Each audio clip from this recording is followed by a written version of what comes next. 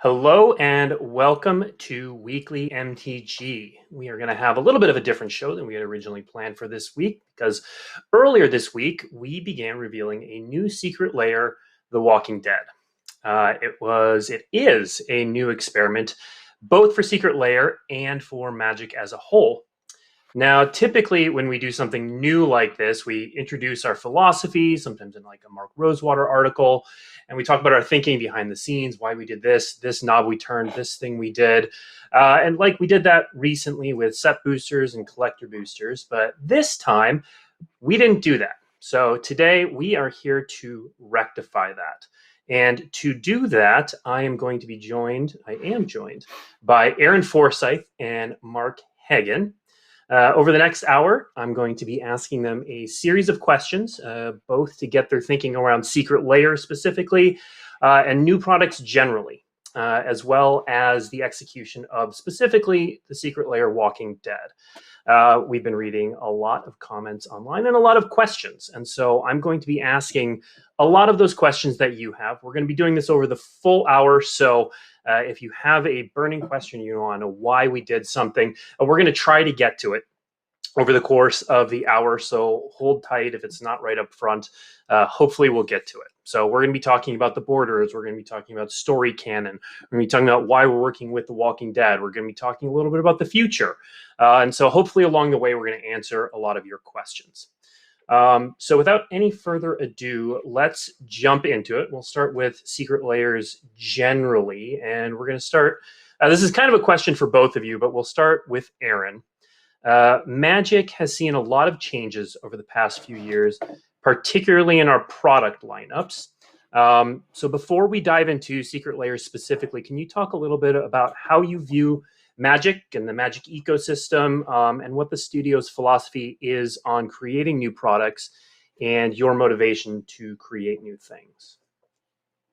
Yeah, I think it's worth starting by acknowledging that currently Magic is doing historically well right now, despite the pandemic, which we thought could have put a big damper on things. But we're rocking. The game's rocking. The environment is rocking despite all that. And I want to thank all of you out there for making that true.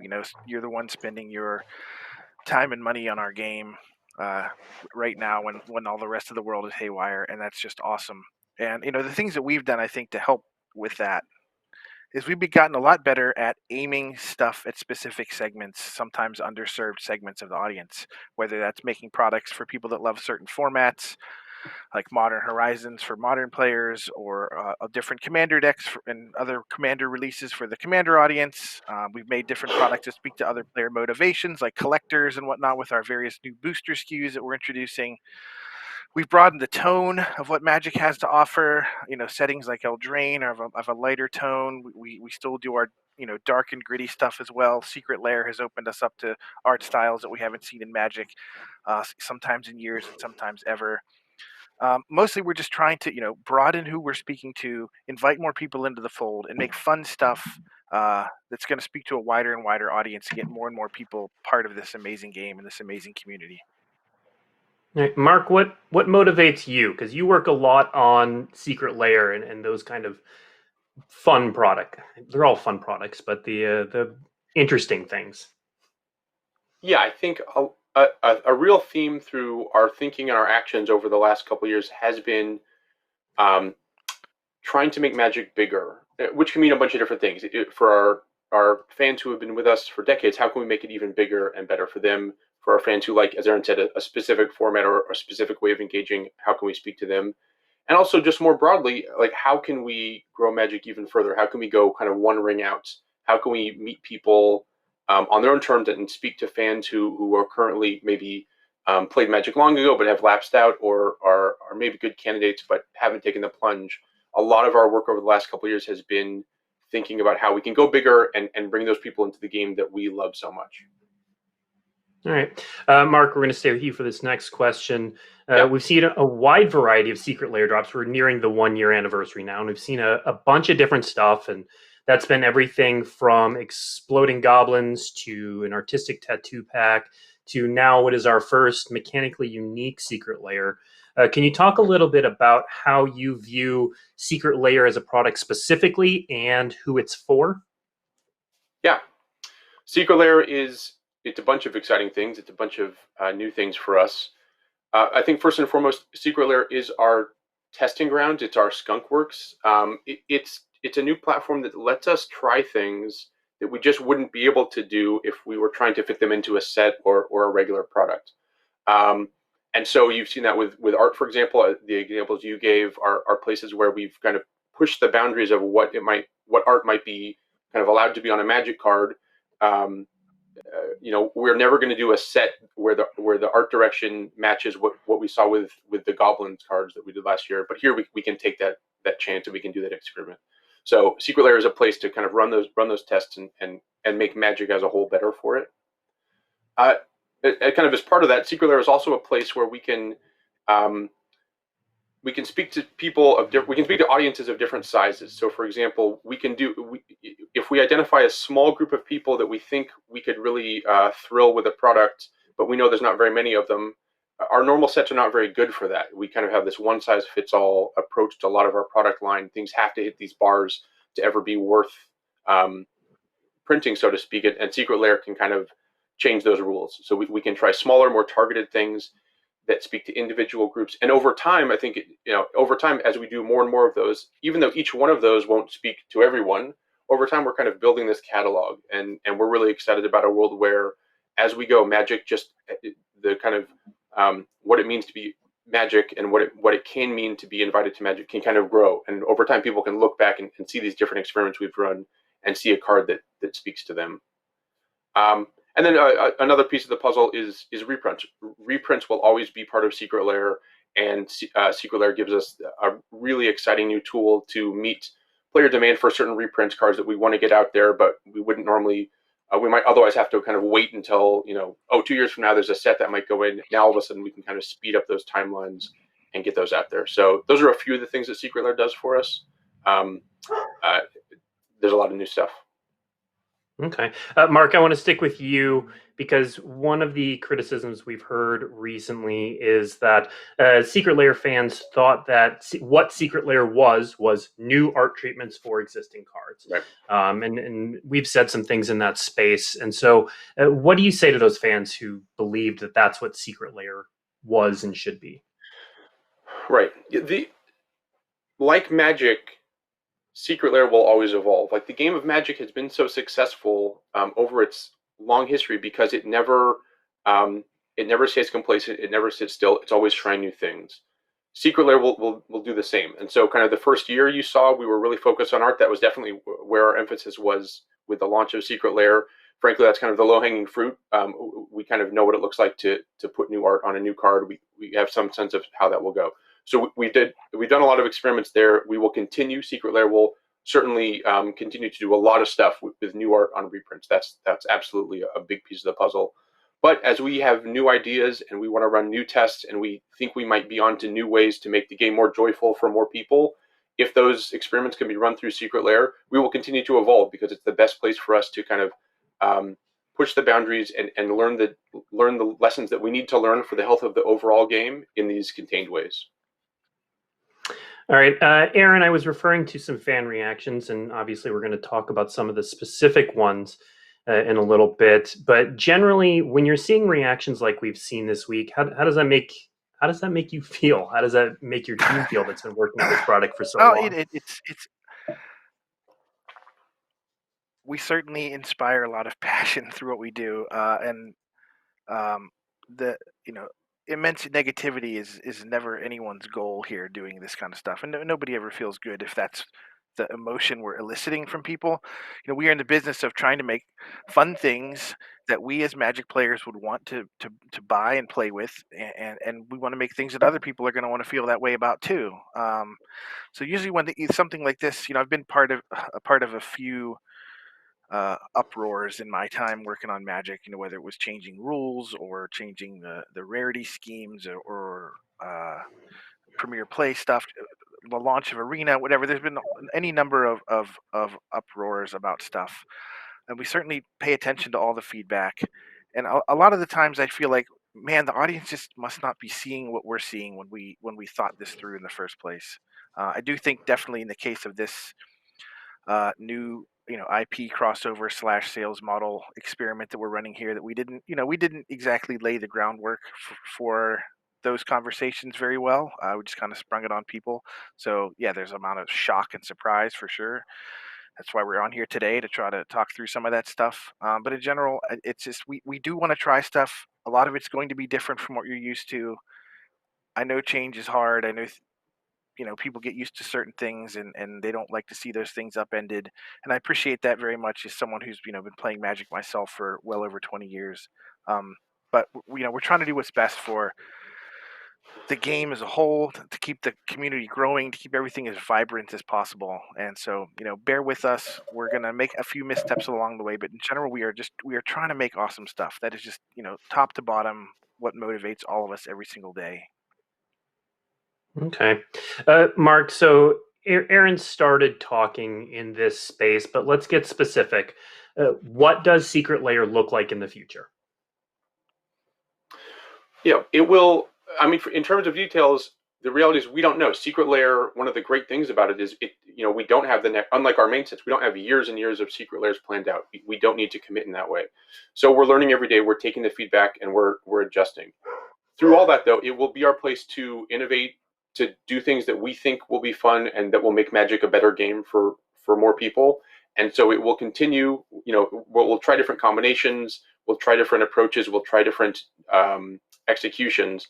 But through all of that, it will be a place where we're trying new things, and we are trying to learn the lessons that we really think can make Magic a more fun game and a more kind of beautiful experience for a wider audience. Okay. One of the other bits of feedback that we consistently hear is on the Secret Lair direct to consumer model. So let's spend a little bit of time on that. Mark, first, let's start with the good stuff. Tell the audience what we're thinking. What are the advantages of selling Secret Lair direct to consumer? Right. So I'll give you two answers. One is that people should really understand that the many of these products, many of our Secret Lairs are very niche. The print runs are pretty small. We know that they're serving a smaller audience within our group.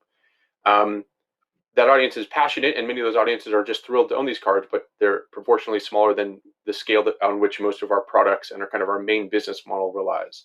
And so things start to get tricky and challenging for those customers as the numbers go down. So, for example, I think earlier you mentioned the Goblins pack we did last year, the Explosion Sounds.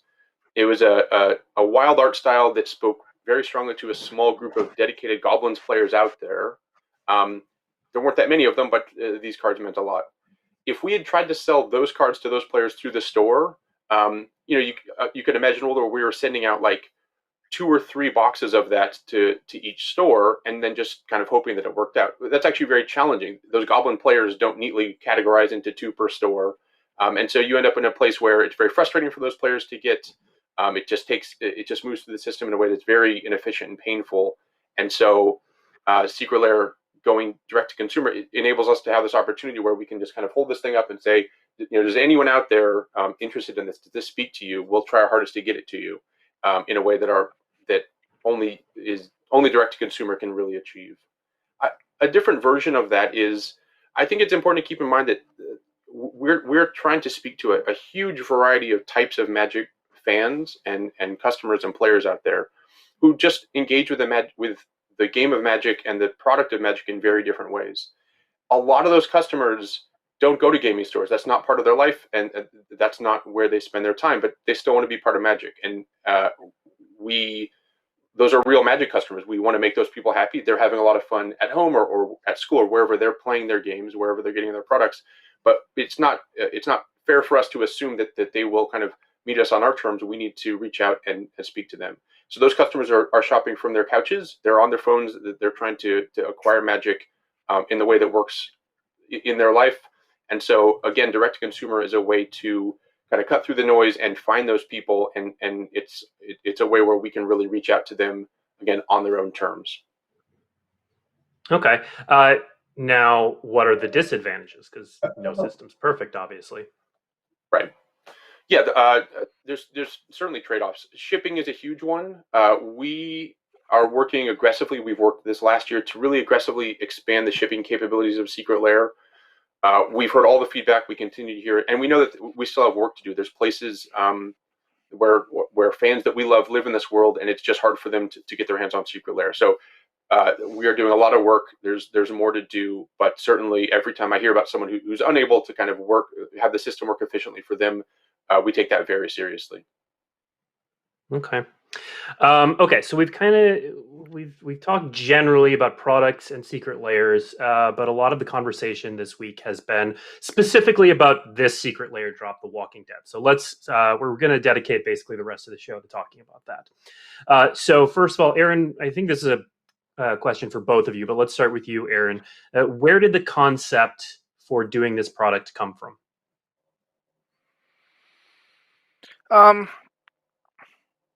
So a lot of us were talking internally a couple of years ago about, that magic is actually two things. The magic we know and love is two things that are in many ways very distinct, but have kind of been unified in ways that we've been seeking to untangle. One of them is a game system, rules with mana costs and power and toughnesses and turn structures and whatnot. The other one is an intellectual property, a suite of worlds and characters and creatures and things like that.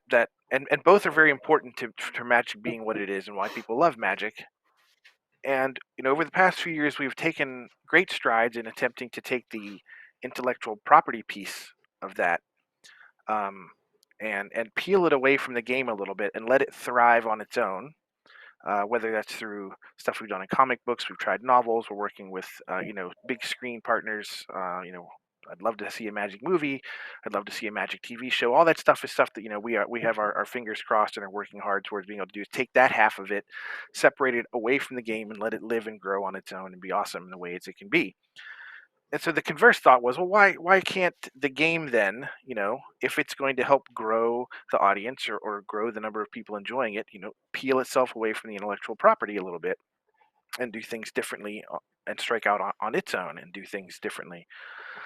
And Richard Garfield kind of did this right at the beginning. He realized that the game system he created was a matrix onto which you could layer just about anything that's going to, fight each other in a cool way. And he chose the Arabian Nights setting as the very first expansion for Magic, and that was not, in his mind, part of a canon that he was building. It was just, I want to make cards about this stuff. That's a lot of it's real world settings. There's Cairo and Baghdad and even biblical characters and things like that show up in that card set. So he had recognized right away the power of this game engine to kind of bring whatever creatures or characters or whatever you would want to life on cards and let people enjoy them. And I think when you look around at what our fans have done and what other players have done, heck, what I did when I was in college, I made Magic cards based on NBA players. Reggie Miller was like a prodigal sorcerer or something like that. I don't know, but everyone's got in their head how they would make things they love and put them onto Magic cards. And so it just seemed like a natural place to go. Anytime we see our fans doing something or enjoying something, we look to see if we can make that more real for them. And some of these partnerships, are awesome.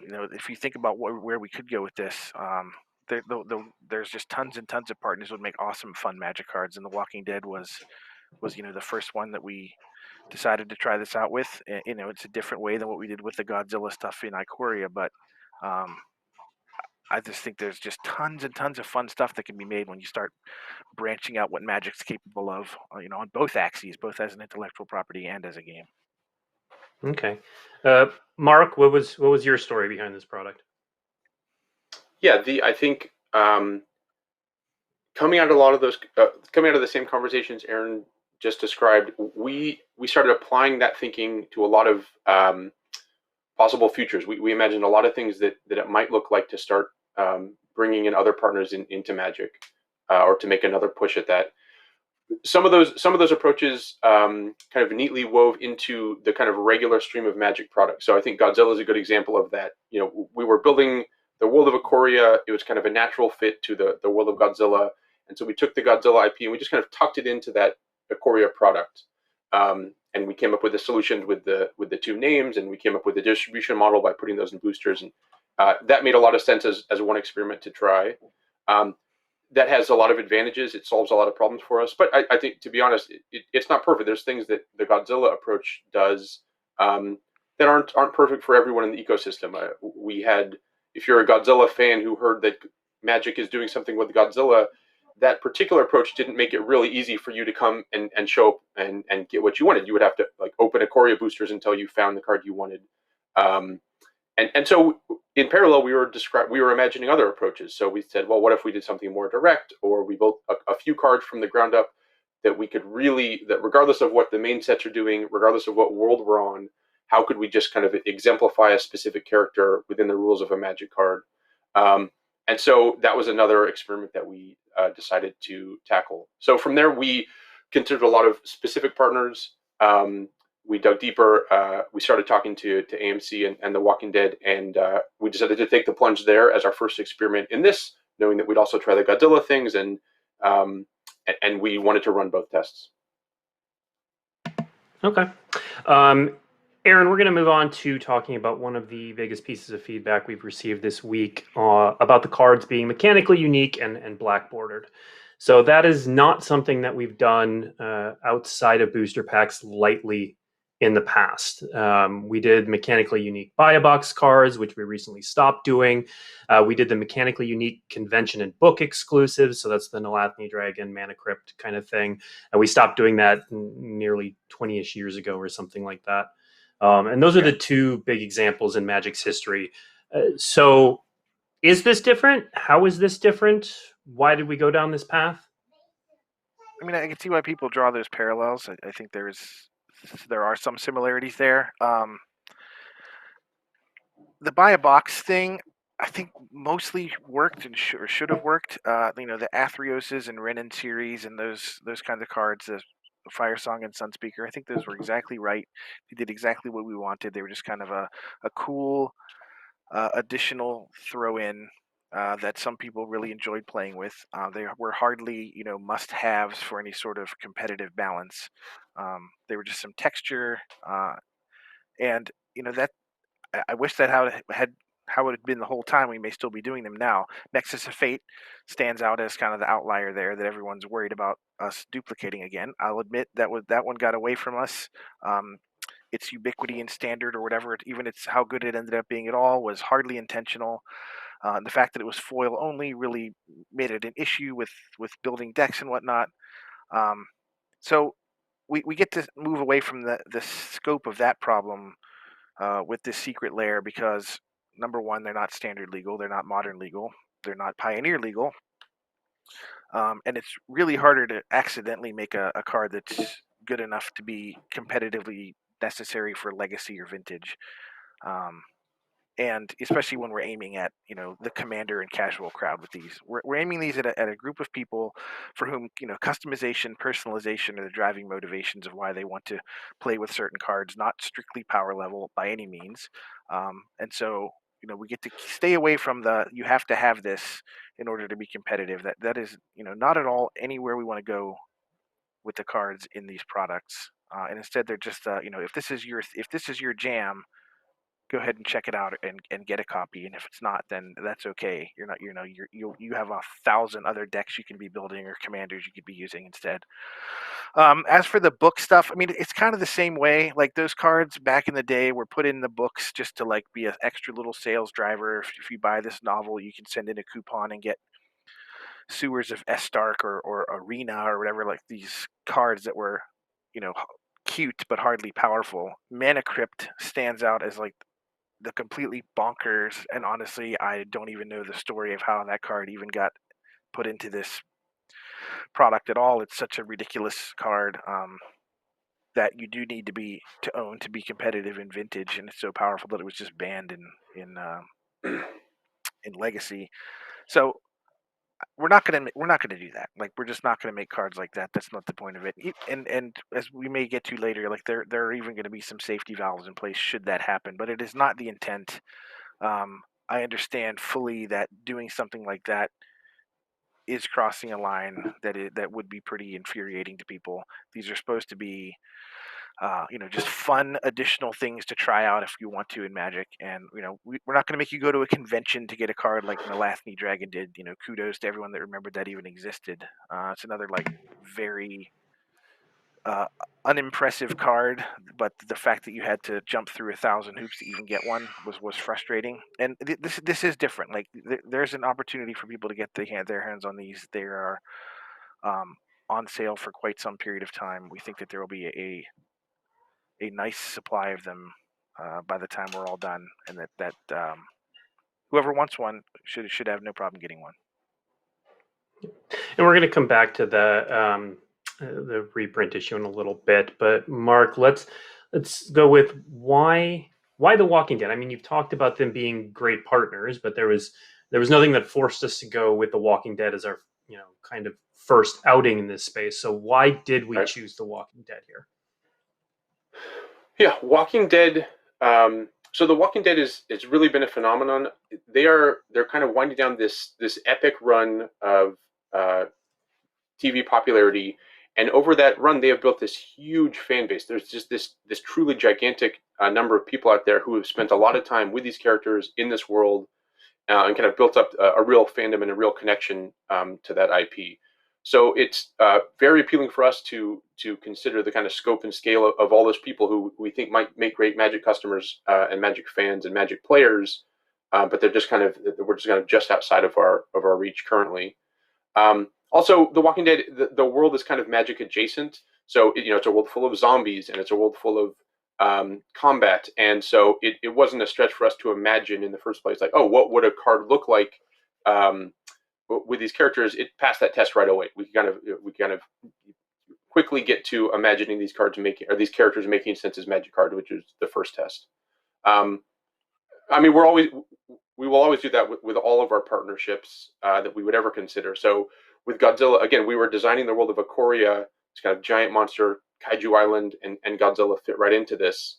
And while Walking Dead doesn't fit into the set that we're releasing currently, it could fit into some kind of potential Magic card. So we were really excited by the opportunity to reach out to this vast audience, people who kind of are kind of, again, Magic adjacent.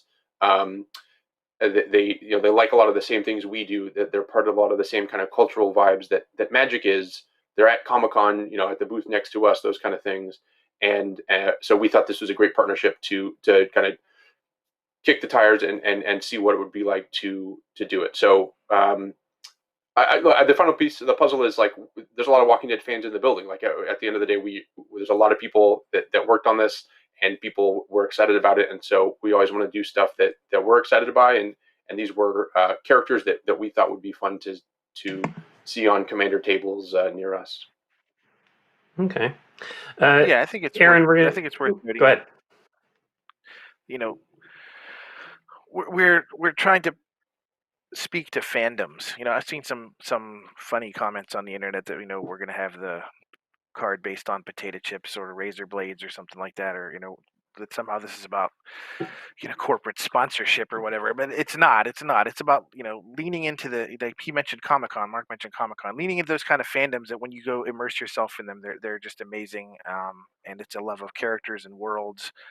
And like I said, those things are easy for us to map to the way our game works, and we know that we can just make fun things that are in their own way very genuine and cool. And that's mostly what we're trying to do with partnerships like this. Okay, Aaron, I was coming back to you anyway. The probably biggest piece of feedback that we've gotten this week is that these could have been done the way we've done cross IP treatments before, either silver bordered or the Godzilla treatment. So, Aaron, why did we not do them those ways?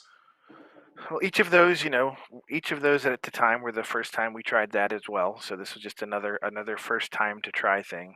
Silver bordered.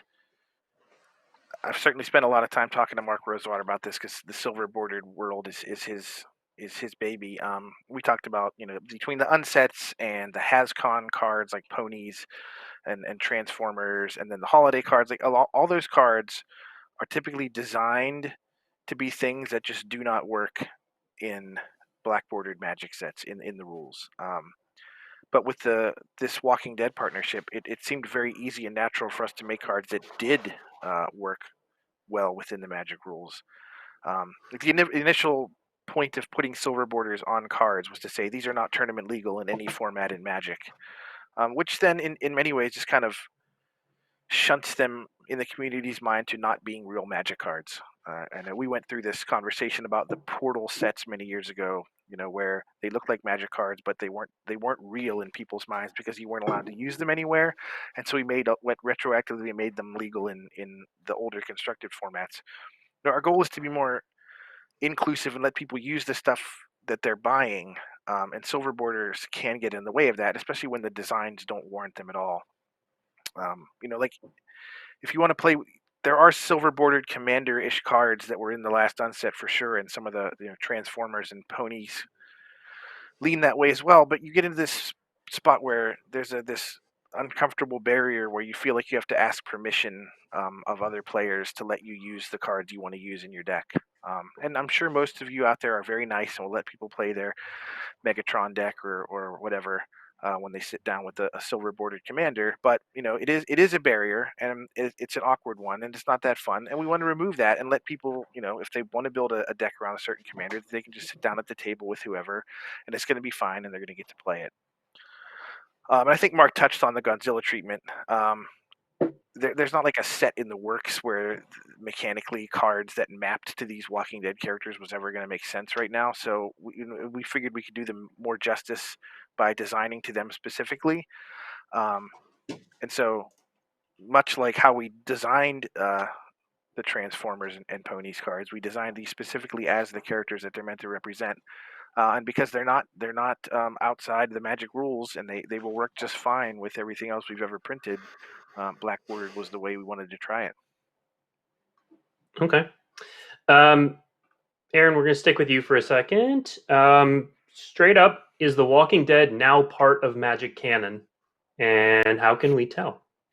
No. And I'm sad we have to even answer that directly.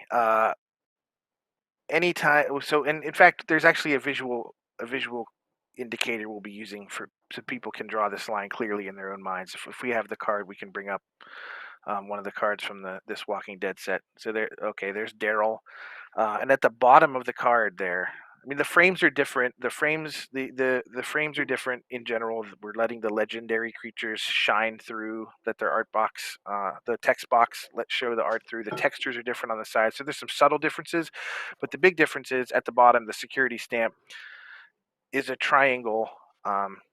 And that's going to be a way for people to say, okay, this is not a Wizards of the Coast property. This is not part of any of the stories or worlds that you typically see Magic characters operating in.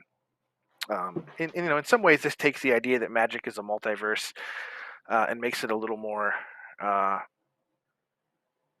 a metaphor. That the Magic is full of a million different worlds, and now maybe in your own games these characters walk through the door, but as far as our intellectual property, and I know that there are tons of fans of that, and I want to make sure that everyone understands, wow, are we committed to our own story and worlds and characters like never before. We have awesome new worlds coming out next year: Kaldheim, Strixhaven. We brought back the web fiction now twice a week. We're still in the works with partners on all sorts of other things we want to do. We love our own worlds and characters. Daryl and his Walking Dead friends are not part of those worlds. They're not going to be part of our stories. No Planeswalker is going to show up there. Liliana's not going to show up there, and yeah. No, we're not going to. Right, we're not going to make a Rick Grimes Planeswalker that shows up on Innistrad one day. We're not going to do that. That's not going to happen. But Magic games are often wild and wacky, and we're happy to allow that to be true with cards like these. Okay. Now, Mark, one of the other pieces of feedback we've gotten, it was kind of in the space of the Godzilla treatment, but also it was something we said on day one. Could we ever create Magic-themed versions of these cards? Yeah, we could, and we certainly might. So as Aaron said before, we made sure to build in safety valves for these things in a potential future where there was a real need, a real demand for the mechanics of these cards, we have options. It's possible that we could work again, or it's possible that we could just create kind of alt IP versions of these cards. So release the same mechanics in a format that is exclusive to the Magic IP. We have a lot of ideas for exactly how that could work. It's also possible that we could release new copies of these same cards. So I could imagine potentially working again with AMC and releasing. We wouldn't use the same art, but we could release a new version of the Daryl card in the future if we felt that was a need that really needed to be filled. So we have a lot of kind of options. As we said before, I think over time we will look back and we will have run different experiments and we will learn the pros and cons of the kind of Godzilla approach versus this approach, and approaches that we haven't even tried yet but will come up in the future. So long term, we're going to try different things and figure it out. But in this world, we have safety valves. I just want to reassure people the mechanics on these cards are not exclusive. It's not as though these are in some vault and we can never print these words on a card again. The future is open. We have a lot of options going forward. Okay, so Mark, I just want to emphasize that last point again, so I'll ask it in a slightly different way. Has AMC indicated that they would be open to printing these cards again? Like, this isn't a one-time deal. Yeah. Just to be clear, these exact cards, these versions, these collectible objects with this art and these frame, these are one-time only. We would only do this version. We want this to be special to this event. Beyond that, we're close with AMC, and they right now we're all focused on seeing how this goes and seeing what the demand is. But absolutely, AMC. It's easy to imagine futures where we partner again with AMC and create new versions of these same mechanical cards. That's something that they could be excited about. Yeah, that's how all Secret Lairs work, right? It's when we print Slime Time with that particular art on acidic slime, like that's the only time we're ever going to do that. But if you want a copy of acidic slime, we'll make sure that there are enough of them out in the world for people to have those. So, right. Yeah, this is another thing that we can solve in a myriad ways, should the demand it. Fair enough. Aaron, let's go back to you. So this is one of the big worries that a lot of people have, is that we're now going to become Magic the other IP. That doesn't quite work, but you get where I'm going. How often should we expect these co-branded products? Well, I'm not sure. More than never is my hope.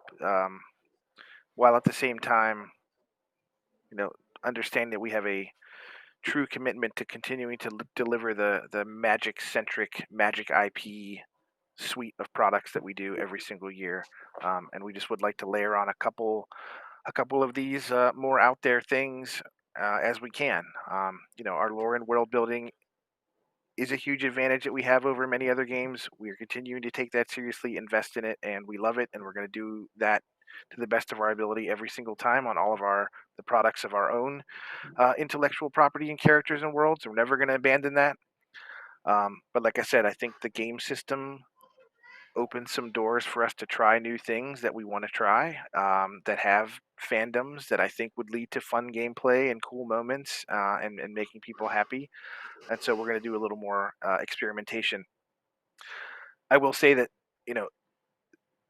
creating new content like this with potential partnerships and selling it only direct to consumer through a Secret Lair drop is not at all the plan. I can easily imagine us making any number of products that might have a partner IP attached to them that would just be sold through our normal channels, into mass market stores, into core hobby stores, and on shelves next to every other fantastic Magic product that you're used to seeing. So it's a wide open world, and we're super excited to see where we can go with it, while at the same time continuing to deliver all of the cool Magic the Gathering characters, worlds, and cards that you're used to getting.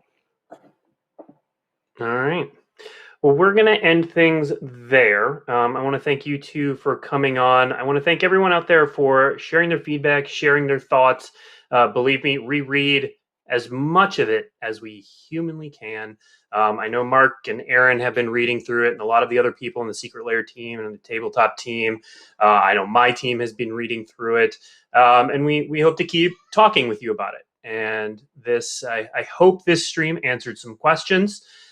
We will certainly be talking more and sharing more thoughts on social media. If you are interested in Secret Lair of the Walking Dead, it is going to go on sale this Sunday the 4th. We're going to do the last reveal during the Talking Dead on Sunday. They're going to reveal the last card, and that is when it's going to go on sale. And it'll be on sale for a week through secretlair.wizards.com. So check that out if you're interested. Thank you, everyone, for tuning in. Thank you, Mark and Aaron, and we will see you next week. All right, thanks, Blake. Thanks, everyone.